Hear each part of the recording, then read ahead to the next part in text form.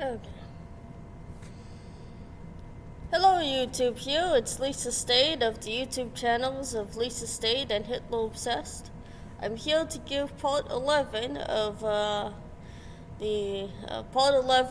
1 of the lecture series of the life and death of Adolf Hitler. Now where I left off was Hitler was investigating the German Workers' Party. And yes, I mentioned the German Workers' Party was a part of the Thule Society. And that was a secret esoteric society, usually into eugenics, pretty much German nationalism. That's where the Nazis would get probably one of the influencing factors of where they got the idea of the Aryan master race. They had some weird stuff over there. And then there was a lot of other secret societies because back in the early 1900s and after World War I, Germany was into a lot of that stuff. So this was the time of like the New Age movement and like kind of occult movement. This was the time of like the era of Aleister Crowley and the Temple Thelema, the Order of the Golden Dawn. I swear this video is probably going to get accused of conspiracy theories, but this is a bit of the background to the German Workers' Party, what was influencing them. But the German Workers' Party was kind of made for the commoners, to give the commoners, the average Joe proletariat, the ideas and kind of concepts of the Thule Society without all the esotericism. So pretty much a political party. That's what they were making. It was a political party. They would meet in the back rooms in a ball, because that's obviously where all politics happen. Here in America, it just happens once a year, and it's called Thanksgiving, but we're talking about Germany. So Hitler does infiltrate this place, and he does, pretty much wreck a guy, just getting up on a table and shouting him down as he's giving his lecture about interest slavery. I know that's the same guy they mentioned in an earlier video. I can't remember his name now. Couldn't even remember it last time. But Hitler would shout him down. And Anton Drexler and Max Ullmann, I think the other guy was Max Ullmann, but Anton Drexler, the two founders of the German Workers' Party, would say, you know what, that's our guy, that guy that's shouting down our lecture we just hired to tell everyone about interest slavery. That's the guy we're looking for. We're looking for a strong leader who's also a bachelor. I mean, Hitler just checked out everything and looked like a perfect 10, or like a suckle to them. What they thought was a suckle, but they would get him all the girls and get him politics and power. Little did they know what they were bringing into them. It's like getting into a relationship that you you find out wasn't really the best choice. But again, they hand Hitler this little pamphlet. It's called My Political Awakening. And Hitler would read this while he's feeding, I guess, Mein Kampf. I don't know if this is really factual. He could have been reading this using the restroom. But he thought the party was still pretty much a joke, little club there, and that was a joke. It wasn't a real political party. And Hitler would not join until after his end of his term and staying in the military base. So he didn't have a place to go at all. So he needed to find a place. So Hitler would eventually decide to join this party and would find out it's just 7 guys in another ball. This is the political party, so it becomes a Nazi party. 7 guys in a room. They can't even afford a typewriter, let alone hardly anything. The most dodgiest looking place ever. Just imagine the most. Think of like like the lights went out. Somebody turned out the lights and didn't pay the electricity bill. They're using an oil lamp or whatever, and they can't even afford anything, let alone the chairs in the room they're in. And that's the headquarters of where all the memberships come from the not the NSDAP, the German Workers' Party. So Hitler decides to turn up, and he always would say later on that, oh, I was part 7, number 7. Originally Hitler was number 555. Eventually he had everyone convince everyone and change his membership numbers because, Hitler, if you didn't change it to a nice, lovely 7, you were probably dead anyway. So magically, he made sure that math didn't make any logical sense to use anymore and decided to have 555 end up turning into 7. Ooh, crap, now I hope I don't have to edit that out of the video. Okay. But yet again, Hitler does join this group. Now, I was saying about Hitler feeding those little mice or whatever, the breadcrumbs. Originally, that does turn up in the Hitler Rise of Evil movie. Yes, I made a review. You can go see that series of my wonderful review that's a lot better than the movie. But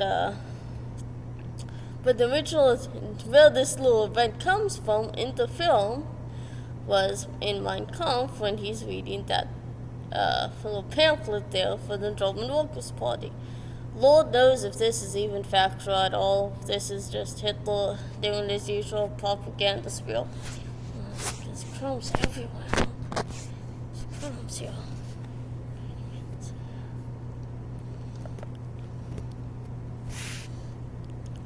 So Hitler would eventually join the German Workers' Party.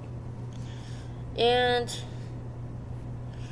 the rest is pretty much just history, He built the thing, guess, from ground up. His first job was he didn't start the thing. He wasn't even a member until he felt compelled to because he had nowhere else to go, so therefore he found this place and took advantage of it and, made sure that the party would go through several name changes from the German Workers' Party to the National German Workers' Party to the National Socialist Party.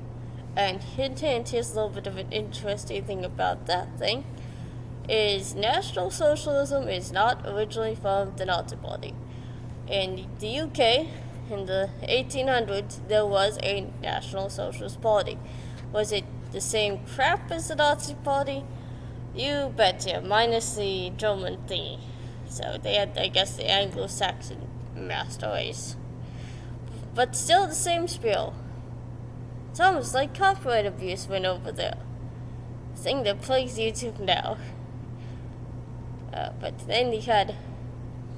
then Hitler would change this, back to what I was saying about the origin and the changing of, the political party's name. So it would end up from National Socialist Party. I wonder if that had anything to do with copyright claims from the UK, to the National Socialist German Workers' Party, so what would become now as the Nazi Party, which, if you look at that, that's abbreviation of the German language pronunciation there of the German Workers' Party. The National Socialistische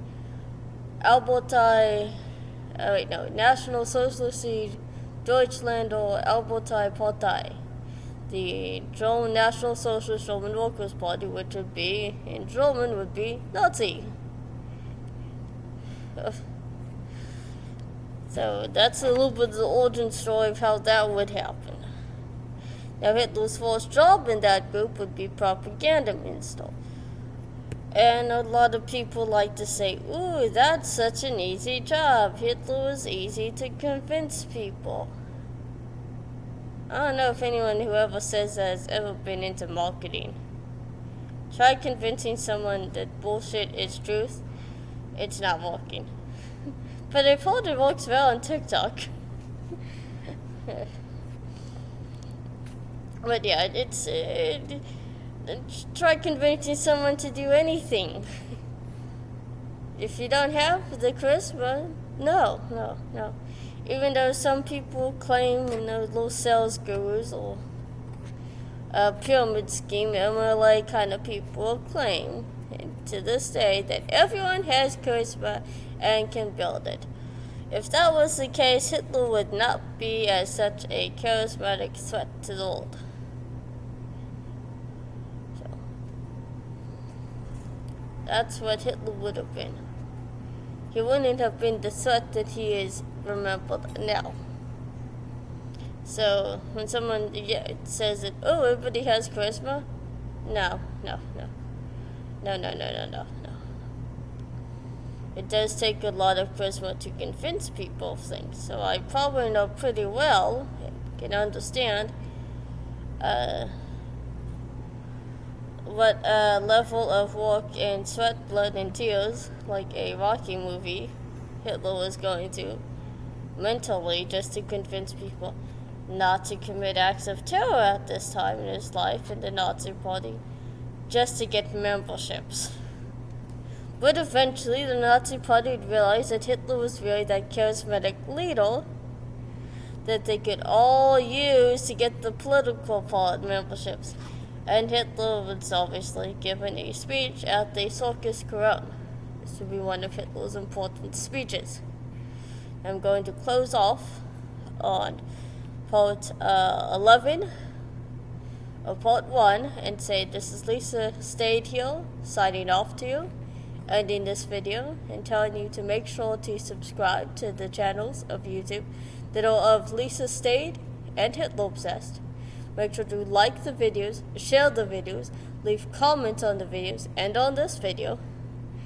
And then also make sure to donate to my Patreon and to my subscribe store. You can go to my BitChute channel on bitchute.com, at least when we stay. That's one word. And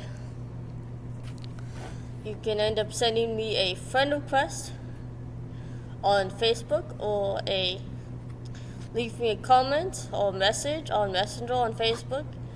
You can do both if you want on Facebook or on Facebook Messenger. That is Lisa Stayed. That's the name of the channel.